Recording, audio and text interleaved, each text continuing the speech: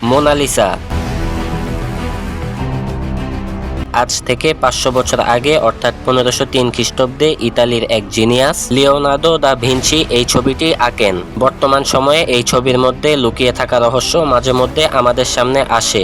এই ছবির মধ্যে এমন কি কি রহস্য লুকিয়ে আছে যা এই ছবিটিকে বিখ্যাত বানিয়েছে?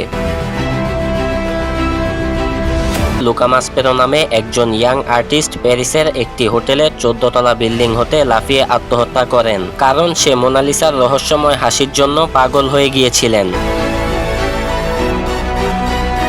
মোনালিসা ছবির রহস্যময় জিনিস যেটি ঐতিহাসিকদের সবচেয়ে বেশি ভাবিয়েছে সেটি হলো মোনালিসার সেই রহস্যময় হাসি, যেটা বিভিন্ন দিক থেকে দেখলে বিভিন্ন রকম লাগে। আপনি যখন এই ছবিটি মন দিয়ে দেখবেন তখন লক্ষ্য করবেন মোনালিসার চোখে ব্রু আর কোনো পলক নেই। 2017 সালে জানা যায় ভিঞ্চি লিসার ব্রু এবং পলক এঁকেছিলেন, কিন্তু বারবার পরিশুদ্ধ করার ফলে বিশেষ রংটি সময়ের সাথে সাথে মিলিয়ে যায়।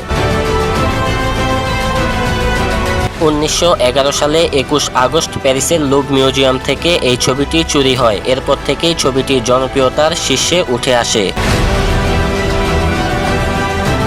ভিঞ্চি লিসাকে 1503 সাল থেকে বানানো শুরু করেন। তিনি সবচেয়ে বেশি সময় ধরে লিসার ঠোঁট আঁকেন। মোনালিসার ঠোঁট আঁকতে ভিঞ্চি 12 বছর সময় নিয়েছিলেন।